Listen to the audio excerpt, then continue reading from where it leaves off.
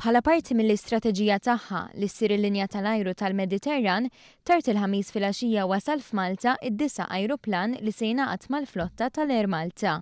L-ajruplan ta' tip Airbus A320 niżel fl-Ajruport Internazzjonali ta' Malta għal ħabta tal-11 ta' filgħaxija, miżbuħ lest bil-kuluri tal-Air Malta.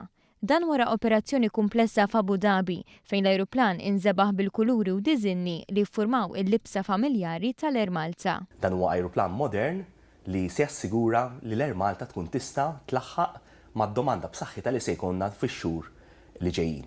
Il-Ministru għat-Turiżmu Konrad Mizzi fakkar kif tul dawn l-aħħar xhur l-ajruplani tal-Air Malta qed itiru għal iżjed sigħat, birata medja tkun dik ta' 14 il-sigħa fl-ajru għal kull ajruplan. Bit-tmien ajruplani l-Air Malta kienet qed ittir u biex ngħidlek twassal l-istess numru ta' passiġġieri li qabel kienet twassal b'10 ajruplani. Issa l-pass li jmiss huwa nikbru b'żewġ ajruplani oħra u nżidu wkoll in-numru ta' passiġġieri. Dr. Mizzi żied jgħid li f'Ġunju li ġej se jasal l-10 ajruplan ta' tip Airbus A320 Neo li jtir għal distanzi itwal fil-waqt li jkonsma inqas fuel mill-ajruplani preżenti.